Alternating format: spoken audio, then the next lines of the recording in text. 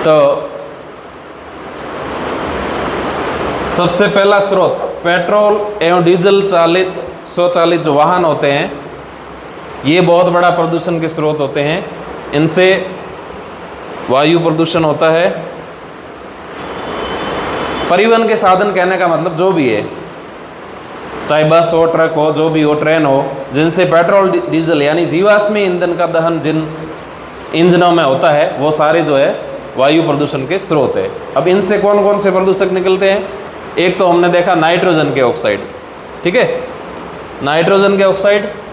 दूसरे hydrocarbon. Hydrocarbon का मतलब क्या हुआ? जैसे मीथेन, मीथेन एक हाइड्रोकार्बन है। इसी प्रकार प्रोपेन है, ब्यूटेन है। हालांकि प्रोपेन ब्यूटेन ये ज़्यादा इसको प्रदूषक की श्रेणी में नहीं मानेंगे, लेकिन थोड़ा बहुत इनका भी असर होता है। उसके बाद है कार्बन मोनोऑक्साइड। कार्बन मोनोऑक्साइड के बारे में मैंने आपको बताया था। इसका क्या प्रभाव है? ये विषैली गैस है, क्या करेगी? हमारे शरीर में, शरीर के अंदर रक्त परिवहन तंत्र है, उसको प्रभावित करेगी। किस तरीके से? हीमोग्लोबिन का काम हम सब जानते हैं, क्या काम है? ऑक्सीजन का परिवहन है। ये क्या करेगी? इसकी हीमोग्लोबिन के साथ बंधुता ज़्यादा है। हीमोग्लोबिन के साथ बंधुता ज़्यादा है किसकी तुलना में? ऑक्सीजन की तुलना में। ऑक्सीजन की तुलना में इसकी बंधुता ज़्यादा है, तो ऑक्सीजन का नंबर लगेगा ही नहीं। ये क्या करेगी? ये जुड़ जाएगी, मैथ हीमोग्लोबिन बन जाएगा, और फिर इससे क्या होगा? हमारे शरीर की ऑक्सीजन वहन क्षमता कम बढ़ जाएगी। ऑक्सीजन वहन क्षमता कम बढ़ जाएगी। इसके अलावा प्रदूषक पदार्थ जब अपूर्ण दहन होता है, सारा ईंधन का पूरा दहन नहीं होता है, तो जो है बिना जला हुआ ईंधन ठोस रूप से पार्टिकल निकलते हैं धुएं के रूप में। धुएं के कण, धूल के कण जो निकलते हैं, उसको कहते हैं निलंबित कणिकीय पदार्थ, यानी वो हवा में निलंबित रहते हैं, लटके हुए रहते हैं। कोयले का दहन व परिवहन। अब कोयले का दहन कहाँ कहाँ होता है? कोयले का दहन कहाँ पे होता है? एक तो हमने तापीय बिजली घर। कोयले का दहन कहाँ होगा? तापीय बिजली। अपने बाड़मेर में है कौन सा? पादरेस के अंदर थर्मल पावर प्लांट, क्या कहते हैं इनको? Thermal power. तो यहाँ पे क्या करते हैं? कोयले को जला के फिर जल को गर्म किया जाता है, उस वाष्प से टरबाइन घूमता है और उससे बिजली बनती है। तो कोयले का दहन तो एक तो यहाँ होता है। दूसरा जो हम धातु शोधन उद्योग है, जितने भी, चाहे स्टील है, लोहा वगैरह, तो यहाँ पे जो है धातुओं को पिघलाने के लिए कोयला, कोयला हो चाहे दूसरा हो, वहाँ पे कोयले का दहन किया जाता है। तो यहाँ पर जहाँ जहाँ भी, अब छोटे मोटे स्तर पे तो सिगड़ी में ये वगैरह, लुहार वगैरह, ये लोग भी कोयले का दहन करते हैं, पर ये एक छोटे स्तर पे कोयले का दहन होता है। तो कोयले का जहाँ जहाँ भी दहन होता है, पुराने टाइम में आपको पता है कि पहले जब रेल के इंजन आए थे तो कोयले से चलने वाले थे, है ना। तो उत्पादन, विद्युत उत्पादन है, तू बता दिया ना, विद्युत उत्पादन। तो आजकल सरकार क्या कर रही है कि थर्मल पावर प्लांट है, इनको कम किया जाए, सोलर प्लांट है, और इसका जो है पवन ऊर्जा जो है, विंड एनर्जी है, इसको बढ़ावा दिया जा रहा है, यानी ग्रीन एनर्जी की तरफ सरकार मुड़ रही है, ठीक है। कार्बन के ऑक्साइड, तो अब कोयले को जलाएंगे, आपको पता है कि कोयला एक कार्बनिक पदार्थ है।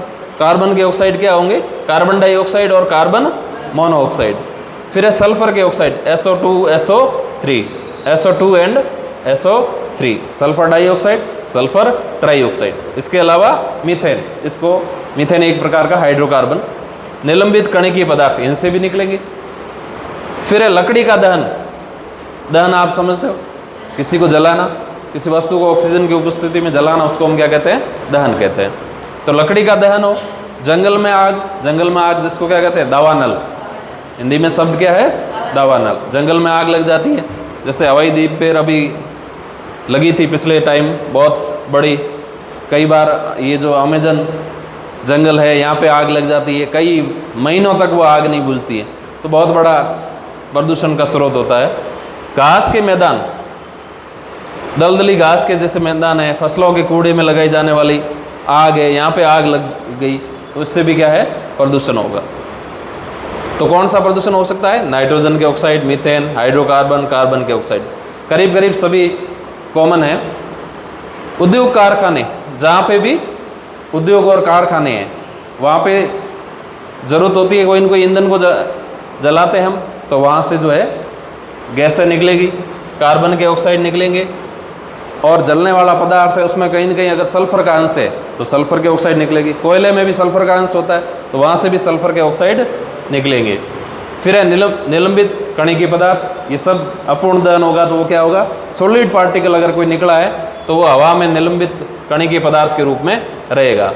इसके अलावा क्लोरोफ्लोरोकार्बन, उद्योग कारखाने को इस प्रकार के उद्योग कारखाने हैं, या फिर ये जो एसी है, फ्रिज है, उस पर ये परफ्यूम वगैरह है, इनसे जो है क्या निकलता है, CFC, शॉर्ट में क्या कहते हैं, CFC, क्लोरोफ्लोरोकार्बन। क्लोरीन होती है, फ्लोरीन होती है, और कार्बन के यौगिक होते हैं ये, तो ये क्लोरोफ्लोरोकार्बन। आपको पता है क्लोरोफ्लोरोकार्बन क्या नुकसान करते हैं, ओजोन परत को नुकसान करते हैं, और ओजोन परत का नुकसान हो गया, ओजोन परत कमज़ोर पड़ गई, उसका जो ओजोन परत के अंदर छेद हो गया तो क्या होगा, पराबैंगनी विकिरणें जो है वो आ जाएगी पृथ्वी पर, और उनका बहुत सारा जो है दुष्प्रभाव हमारे शरीर पर होता है। रासायनिक उर्वरक उद्योग है, वहाँ नाइट्रोजन के ऑक्साइड निकलेंगे। पशुपालन एवं कृषि, पशुपालन वगैरह, इनका जो गोबर वगैरह होता है, तो इससे जो है खेती, जैसे चावल वगैरह की खेती होती है, दलदली इलाके होते हैं, आप जानते हैं कि चावल का जो खेत होता है एनी टाइम जो है पानी से भरा रहता है, तो वहाँ क्या होता है, वहाँ मीथेन गैस ज़्यादा निकलती है। नॉर्मल पशुपालन से जो गैस वगैरह गोबर से बनती है उसको हम गोबर गैस भी कई बार कहते हैं, उसमें ज़्यादा अंश क्या होता है, मीथेन। तो मीथेन क्या है, एक ग्रीन हाउस गैस होने के कारण इसको प्रदूषक श्रेणी में भी रखा, और अपने काम की भी है। हमारा जो CNG है, कंप्रेस्ड नेचुरल गैस, उसका बहुत बड़ा, उसका जो उसमें सबसे ज़्यादा गैस क्या है, मीथेन ही है। इसको ग्रीन ईंधन भी कहते हैं। मानव मल, इसमें भी मीथेन वगैरह। इसी प्रकार शीतलक है, स्प्रे है, फास्ट फूड के, बच्चों के, तो फोम, प्लास्टिक फोम वगैरह जो भी आते हैं इसमें क्या होते हैं, क्लोरोफ्लोरोकार्बन। ये आपको क्लोरोफ्लोरोकार्बन जो है इसको ओजोन को नुकसान पहुंचाएंगे। तो ये हमने कुछ स्रोत पढ़े जिनसे वायुमंडल प्रदूषित हो सकता है। ये वायुमंडल प्रदूषण के जो क्या थे, स्रोत थे। अब इनके प्रभाव देखते हैं कि किसका क्या प्रभाव होता है। ठीक है, तो इसको सीधा बोर्ड से, तो सबसे पहले जो हमने पढ़ा कार्बन डाइऑक्साइड और कार्बन मोनोऑक्साइड, हेडिंग लगाओ, वायु प्रदूषकों के प्रभाव, वायु प्रदूषकों के प्रभाव। तो इनके प्रभाव क्या क्या होते हैं वो हम देखेंगे। वायु प्रदूषकों के प्रभाव, सबसे पहला जो है कार्बन डाइऑक्साइड, या इनको साथ भी लिख सकते हैं कि कार्बन के ऑक्साइड। इसको यूं भी लिखा जा सकता है कि कार्बन के ऑक्साइड जो मेनली दो ही है, कार्बन मोनोऑक्साइड और कार्बन डाइऑक्साइड, तो उसको लिख देंगे। तो पहला पॉइंट आप लिख दो, कार्बन के ऑक्साइड, कार्बन के ऑक्साइड, इनका क्या प्रभाव होता है। कार्बन के ऑक्साइड में स्टार करके पहला लिख दो CO2, कार्बन डाइऑक्साइड। तो कार्बन के ऑक्साइड में दो है, हाँ, CO2 and CO, carbon dioxide और कार्बन मोनोऑक्साइड। दो ऑक्सीजन परमाणु है तो डाई, एक है तो मोनो, कार्बन डाइऑक्साइड का।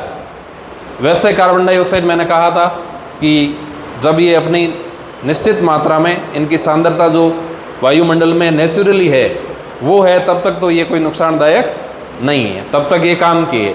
लेकिन इसकी मात्रा अपनी सांद्रता से क्या हो जाए, अधिक हो जाए, तो ये फिर क्या होगी, ये नुकसानदायक। क्योंकि कार्बन डाइऑक्साइड में अगर थोड़ा सा भी परिवर्तन होता है तो वायुमंडल में बहुत सारा परिवर्तन होता है। तो इसको मौसम की कुंजी कहते हैं। एक चीज लिख दो, इसको क्या कहते हैं, मौसम की कुंजी।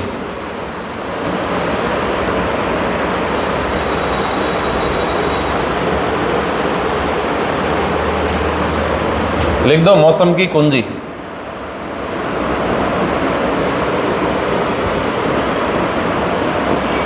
मौसम की कुंजी। अब किसी को भी कुंजी या की क्यों कहेंगे? जो महत्वपूर्ण हो। हमने की स्टोन प्रजाति पढ़ी थी जो उसमें पारिस्थितिकी में, उसको की स्टोन क्यों कहा था? क्योंकि उसका महत्वपूर्ण स्थान था। उसमें अगर थोड़ा सा अगर बदलाव होता है तो बहुत बड़ा प्रभाव उसका होता है, इसलिए इसको मौसम की कुंजी कहते हैं। इसमें एक लाइन आगे लिख दो कि कार्बन डाइऑक्साइड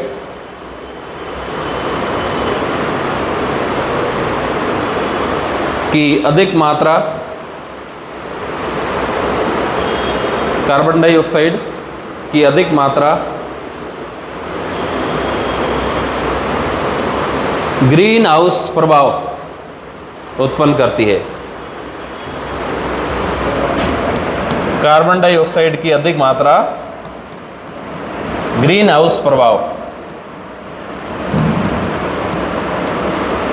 अब ग्रीन हाउस प्रभाव इसी टॉपिक के अंदर आगे हम पढ़ेंगे।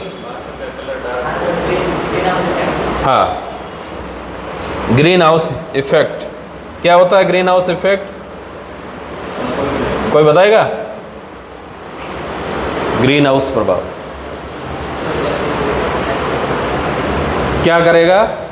सौर जो विकिरण आ रहा है, एक सौर से विकिरण आते हैं उसको हम कहते हैं सूक्ष्म, और यहाँ से जो पृथ्वी से जाते हैं उनको कहते हैं पार्थिव विकिरण। तो सौर विकिरण होते हैं, उनका तरंग दैर्ध्य लघु होता है, वो तो आ जाते हैं, लेकिन पृथ्वी की जो गर्मी वापस जाती है उसको कहते हैं हम दीर्घ विकिरण, जिसको पार्थिव विकिरण कहते हैं। उनको ये जाने नहीं देती है। तो जाना नहीं देने का मतलब क्या हुआ? पृथ्वी क्या रहेगी? औसत तापमान बढ़ जाएगा। इसको आगे अलग टॉपिक में हम लोग पढ़ेंगे। अभी आप इतना ही लिखें कि ग्रीन हाउस प्रभाव उत्पन्न करती है, इसका ये प्रभाव है। ग्रीन हाउस प्रभाव उत्पन्न करती है। दूसरा लिखो कार्बन मोनोऑक्साइड। आगे स्टार करके नीचे लिखा हुआ है कार्बन मोनोऑक्साइड। तो कार्बन मोनोऑक्साइड का दुष्प्रभाव क्या है? इसमें लिखिए, यह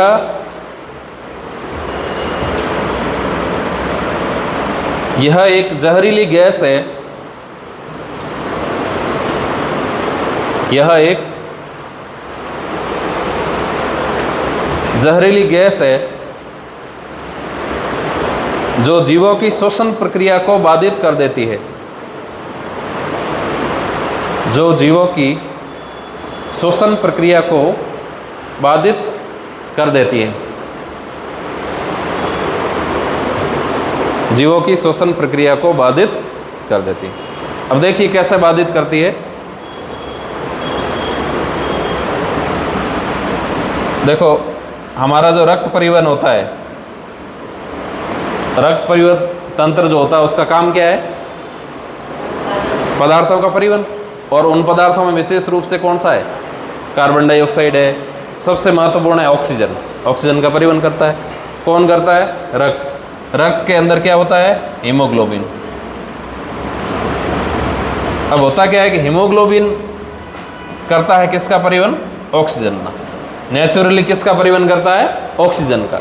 लेकिन हीमोग्लोबिन का ऐसा नेचर है, अगर इसको कहीं कार्बन मोनोऑक्साइड ज़्यादा मिल गई, यानी ये ऑप्शन हो गया, तो इसको ये छोड़ देगा। छोड़ देने का मतलब ये है कि जो है हीमोग्लोबिन की कार्बन मोनोऑक्साइड के प्रति जो बंधुता है, वो यानी बंध बनाने की जो क्षमता है वो बहुत ज़्यादा है, ऑक्सीजन की तुलना में कई हज़ार गुना ज़्यादा है। तो ये इससे क्या होगा? हमारे जो बॉडी के अंदर पूरा कार्बन मोनोऑक्साइड ऑक्सीजन की पूर्ति नहीं हो पाएगी। तो ऑक्सीजन पूर्ति नहीं होगी तो क्या होगी? अंततः व्यक्ति की क्या हो जाएगी? मृत्यु हो जाएगी। तो ये मृत्यु का कारण भी बन जाती है। कई बार हम समाचार पत्रों में वगैरह में पढ़ते हैं कि भाई सिगड़ी जला के बंद कमरे में कोई सोया था और मृत्यु हो गई। तो इसका जो है बहुत बुरा दुष्प्रभाव होता है, दुष्प्रभाव ज़्यादा है। लिखिए, कार्बन मोनोऑक्साइड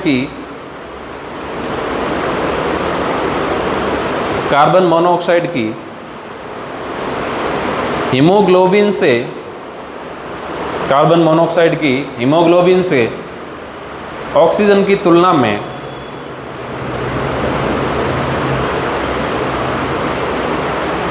कार्बन मोनोऑक्साइड की हीमोग्लोबिन से ऑक्सीजन की तुलना में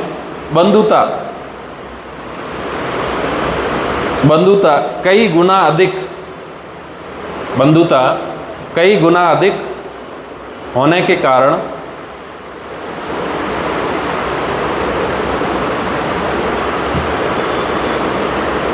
यह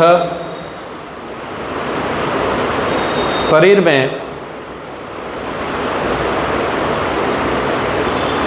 में ऑक्सीजन की आपूर्ति को बाधित कर देती है। शरीर में ऑक्सीजन की आपूर्ति को बाधित कर देती है।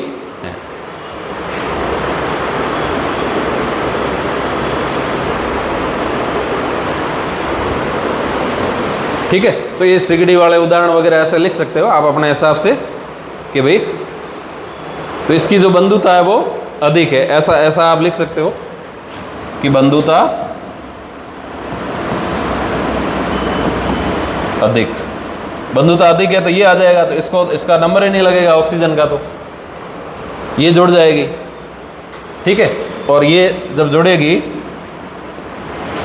तो कार्बोक्सी हीमोग्लोबिन बन जाएगा, कार्बोक्सी हीमोग्लोबिन।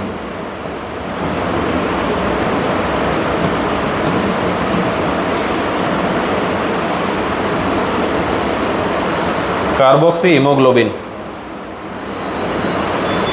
ठीक है, और ये काफ़ी स्थायी होता है, स्टेबल होता है। ठीक है, टूटता ही नहीं है, इसका जो गठबंधन है वो थोड़ा मजबूत होता है, तो ऑक्सीजन को हीमोग्लोबिन से बाइंड होने का मौका ही नहीं मिलता है, उसको अवसर ही नहीं मिलता है। कार्बोक्सी हीमोग्लोबिन लिख दो, haemoglobin plus CO, carboxy haemoglobin.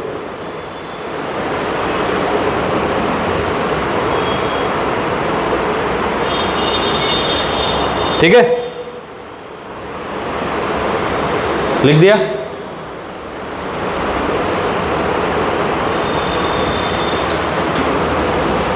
अगला लिखो सल्फर के ऑक्साइड। हम जो वायु प्रदूषक है उनके दुष्प्रभाव पड़ रहे हैं, उनके प्रभाव क्या होते हैं, उसमें सबसे पहले हमने पढ़ा कार्बन के ऑक्साइड, अब पढ़ेंगे सल्फर के ऑक्साइड।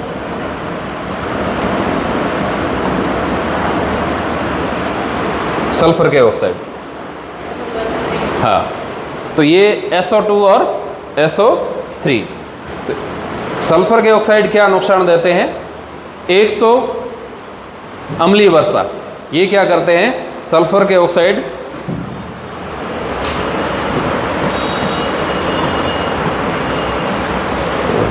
ये जब वायुमंडल में जाते हैं, जैसे इसका जो भी स्रोत है वहाँ से ये रिलीज हुए और कहाँ गए, वायुमंडल के अंदर, वायुमंडल के अंदर गए, ऊपर जाके ये जल से क्रिया करके सल्फ्यूरिक अम्ल बनाते हैं। ये क्या करेंगे, जल से क्रिया करके क्या बनेगा, सल्फ्यूरिक अम्ल। अब सल्फ्यूरिक अम्ल जो बना है H2SO4 सल्फ्यूरिक अम्ल, जब बारिश होगी अधिक मात्रा में सल्फ्यूरिक अम्ल बना है तो क्या होगा, बारिश के साथ अम्ल आएगा, ऐसी बारिश को हम क्या कहेंगे, अम्लीय वर्षा। इसको हमने क्या कह दिया, अम्लीय वर्षा, एसिड रेन। और वैसे अम्लीय वर्षा हम किसको कहते हैं, जब किस वर्षा का जो जल है उसके pH का मान 5.6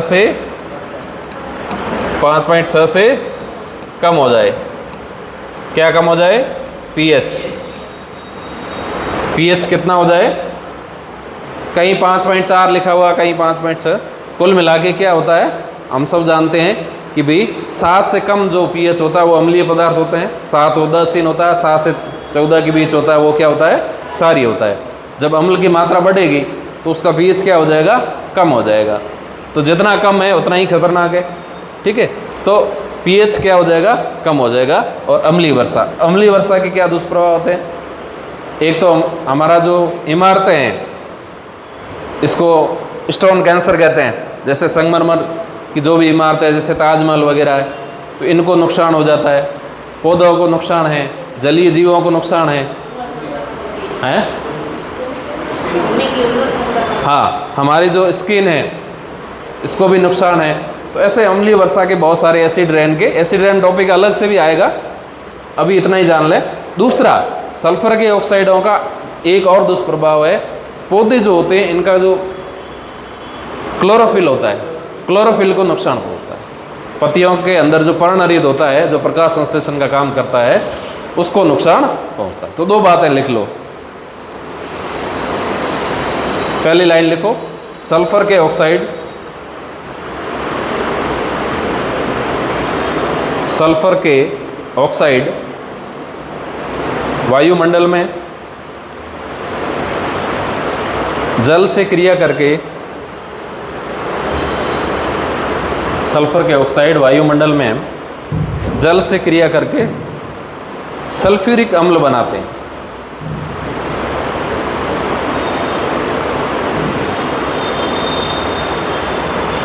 सल्फर के ऑक्साइड वायुमंडल में जल से क्रिया करके सल्फ्यूरिक अम्ल बनाते हैं, जिससे अम्लीय वर्षा होती है।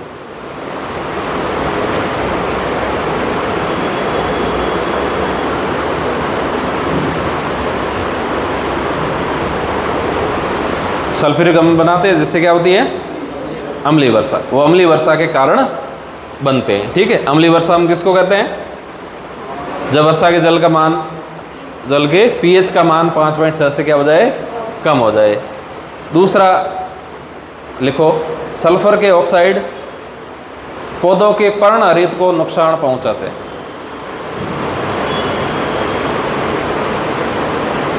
सल्फर के ऑक्साइड पौधों के पर्णहरित को नष्ट करते हैं, क्लोरोफिल को ये क्या करेंगे, नष्ट कर देंगे। अब जब पौधों का पर्णहरित नष्ट हो जाएगा तो पूरा पारिस्थितिकी तंत्र में इसका दुष्प्रभाव तो होगा ही होगा। भोजन कैसे बनेगा, प्रकाश संश्लेषण की प्रक्रिया कैसे होगी, ये सारा सिस्टम जो है इससे प्रभावित होगा। तो सल्फर के ऑक्साइड क्या है, पौधों के पर्णहरित को नुकसान पहुंचाते हैं, ठीक है। आगे बढ़े, ये लिख दिया था ना, ये थोड़ा लिखना चाहो तो ऐसे चार्ट, फ्लो चार्ट टाइप अपने हिसाब से लिख दो।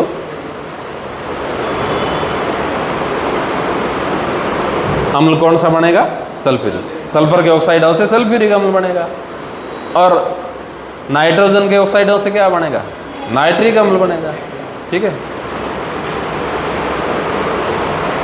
ठीक है, आगे बढ़ते, लिखो नाइट्रोजन के ऑक्साइड,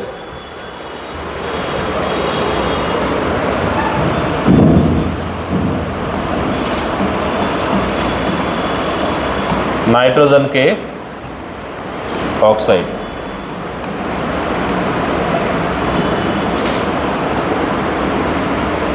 इसमें भी एक ही लाइन है कि नाइट्रोजन के ऑक्साइड क्या करेंगे, जैसे N2 है, NO2 है, ये भी जो है जल से क्रिया करेंगे। जल से क्रिया करेंगे तो कौन सा अम्ल बनेगा, नाइट्रिक अम्ल, नाइट्रिक अम्ल, नाइट्रिक अम्ल HNO3, और इससे क्या होगी, अम्लीय वर्षा।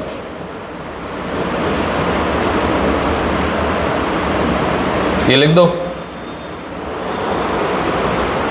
कि नाइट्रोजन के ऑक्साइड, ठीक है, ये क्या करेंगे, जल से क्रिया, जल से क्रिया करने से कौन सा एसिड बनेगा, नाइट्रिक अम्ल HNO3, और उससे क्या होगी, अम्लीय वर्षा। और अम्लीय वर्षा के दुष्प्रभाव क्या होते हैं वो आप जानते हैं।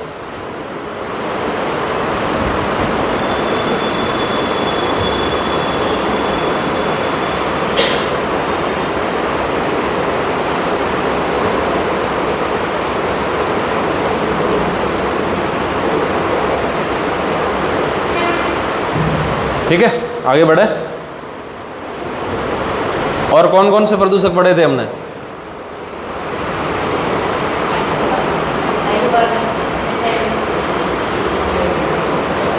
हाँ, हाइड्रोकार्बन पढ़ा था। इसके अलावा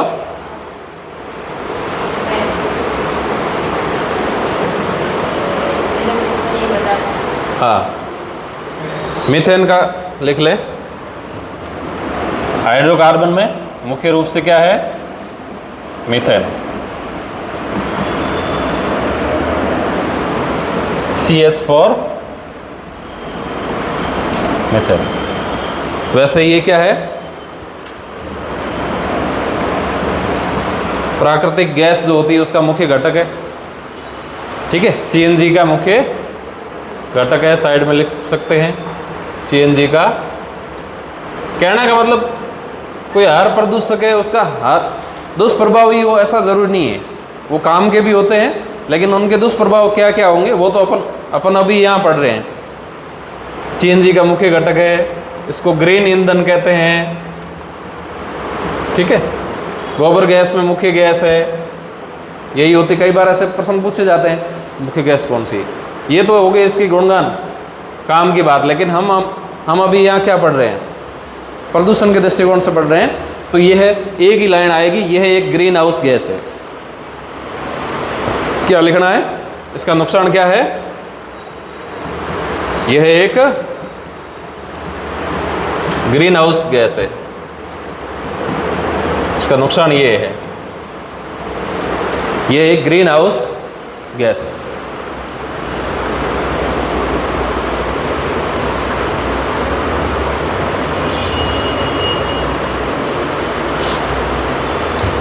ठीक है,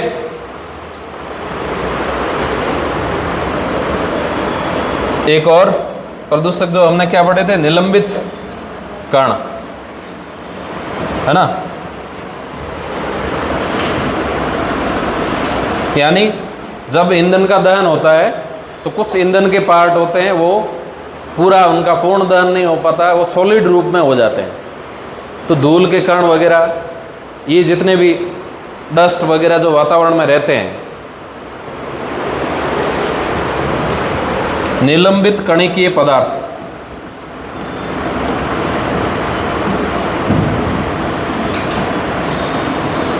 निलंबित कणिकीय पदार्थ,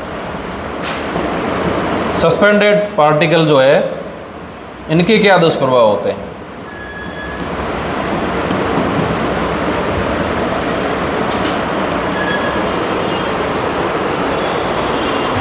तो इसमें लिखना है, एक तो क्या होता है, इनका जो कुछ बहुत छोटे कण होते हैं, कुछ क्या होते हैं? बड़े कण होते हैं। इसमें एक क्राइटेरिया है कि 2 पॉइंट, हाँ है, हाँ दिख नहीं रहा, हाँ हाँ पेन का कलर चेंज कर लिया, ठीक है, अब साफ दिखेगा।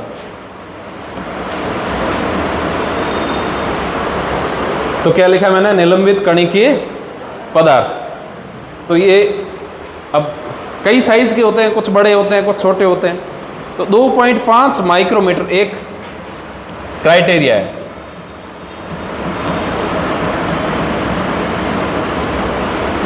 दो 2.5 माइक्रोमीटर से छोटे जो कण होते हैं बहुत खतरनाक होते हैं, क्योंकि छोटे कण है शरीर के अंदर, श्वसन तंत्र के अंदर बहुत गहराई तक पहुंच जाते हैं, हमारे लंग्स तक पहुंच जाते हैं, फेफड़ों तक। तो उससे बहुत सारी बीमारियां हो जाती है। तो ये अत्यधिक खतरनाक होते हैं, और 10 तक होते हैं वो भी नुकसानदायक है।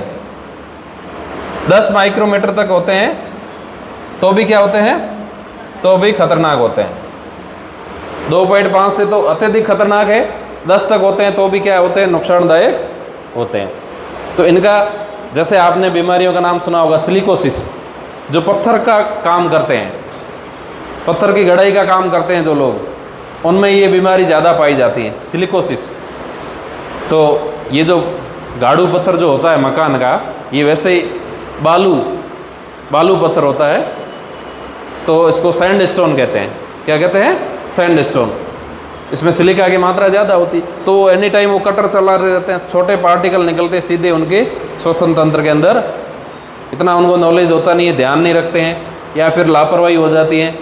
तो मोस्टली आपने देखा होगा जो लगातार जो ये काम करते हैं उनकी उम्र बहुत कम होती है, 40-45 साल की उम्र तक इनको ये बीमारी घेर देती है। इसके कारण जो है सिलिका के अंदर फेफड़ों तक पहुंच जाते हैं और उनका श्वसन तंत्र प्रभावित हो जाता है। बीमारी का नाम क्या है? सिलिकोसिस। तो हम पढ़ रहे थे निलंबित कणिकीय पदार्थ, तो इसमें लिखो 2.5 माइक्रोमीटर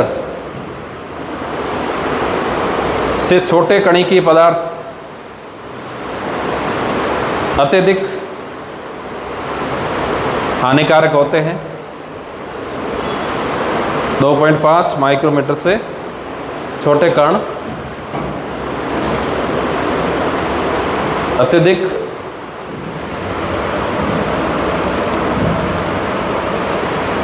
खतरनाक होते हैं। कौन कहता है? सेंट्रल पॉल्यूशन बोर्ड कहता है, केंद्रीय प्रदूषण बोर्ड कहता है कि 2.5 माइक्रोमीटर से छोटे अगर कण हैं वो अत्यधिक खतरनाक होते हैं। फिर दूसरी लाइन में लिखना कि 10 माइक्रोमीटर तक के कण भी स्वास्थ्य के लिए हानिकारक होते हैं।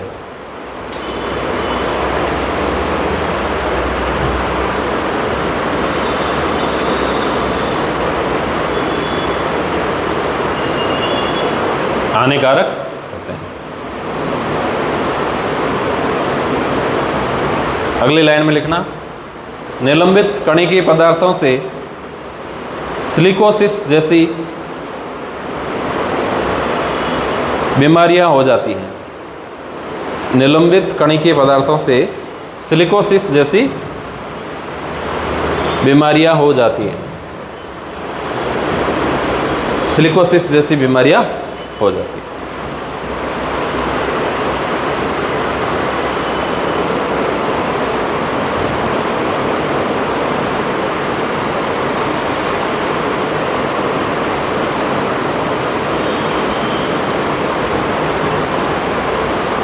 ठीक है, तो ऐसी कई बीमारियां हैं। इसके अलावा जैसे सिलिकोसिस के अलावा जैसे ये अस्थमा वगैरह इस टाइप की बीमारियां भी, हालांकि ये दमा अस्थमा इसका कारण तो एक कवक होता है, लेकिन ये भी विपरीत तरीके से ही प्रभावित करेगी, यानी हमारे श्वसन तंत्र को कमज़ोर कर देंगे। जितने भी कण हैं अगर हमारे बॉडी पार्ट के अंदर जाते हैं और श्वसन तंत्र के माध्यम से, सीधी सी बात है, कहाँ किस भाग को प्रभावित करेंगे? हमारे फेफड़ों को प्रभावित करेंगे। जब फेफड़े ही कमज़ोर पड़ गए तो फिर दूसरे शरीर पर प्रभाव पड़ना ही है ना। तो ये इनका दुष्प्रभाव है।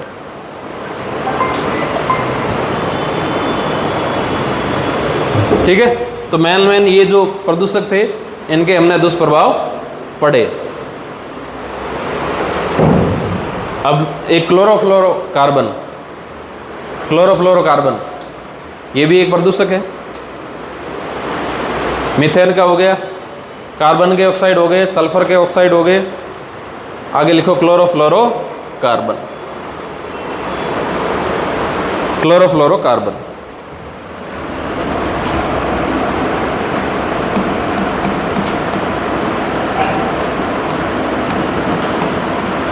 तो क्लोरोफ्लोरो नाम आया इसका मतलब इसमें क्लोरीन है, फ्लोरीन है और कार्बन है। क्लोरोफ्लोरोकार्बन। तो क्लोरोफ्लोरोकार्बन क्या करेंगे? ओजोन परत को बहुत ज़्यादा नुकसानदायक होते हैं। इनका जो जीवन काल होता है वो लंबा होता है। बड़ी बात क्या है, इनका जो जीवन काल होता है वो काफ़ी लंबा होता है। लंबे समय तक ये वातावरण में रहते हैं, इसीलिए ये वहाँ तक पहुँच पाते हैं। कहाँ तक पहुँच पाते हैं? ओजोन गैस तक। ओजोन गैस कहाँ रहती है? समताप मंडल, स्ट्रेटोस्फीयर में रहती है। तो वहाँ काफ़ी ऊंचाई पे है, सौरमंडल को पार करके फिर जाना पड़ेगा ना, तो वहाँ पहुँचने का कारण इनका जो जीवन काल है वो ही लंबा है, इसलिए वहाँ ये पहुँच जाते हैं। और वहाँ पहुँच के ये जैसे एक क्लोरीन का कण है, क्लोरीन का एक जैसे परमाणु है, वो लाख ओजोन के अणुओं को नुकसान कर देगा, ओजोन के अणुओं को तोड़ देगा, इतना ज़्यादा इनका दुष्प्रभाव है। जैसे क्लोरीन का एक कोई परमाणु है तो ये ओजोन के लाख अणुओं को तोड़ देगा, इतना दुष्प्रभाव।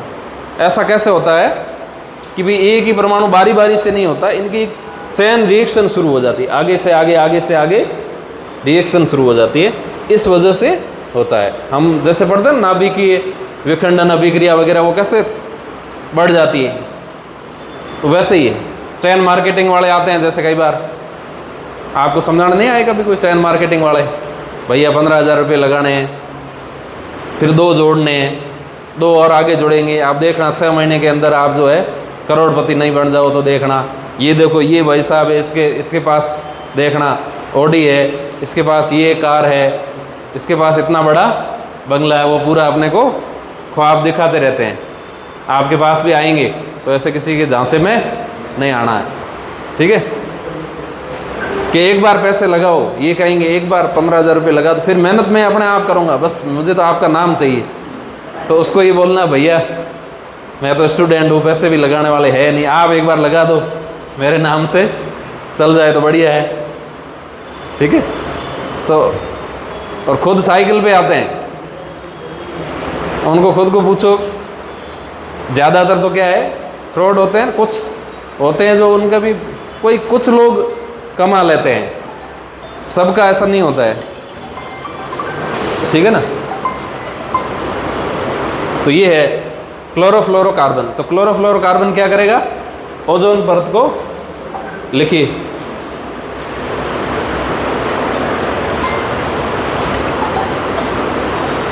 क्लोरोफ्लोरोकार्बन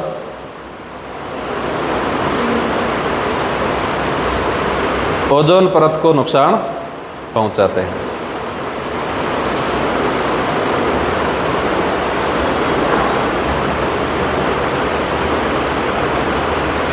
ओजोन परत को नुकसान पहुंचाते हैं।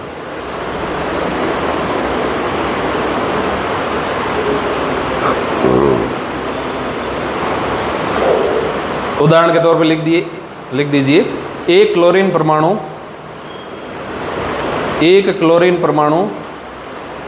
लगभग 1 लाख ओजोन अणुओं को विघटित कर देता है। एक क्लोरीन परमाणु लगभग 1 लाख ओजोन अणुओं को विघटित कर देता है,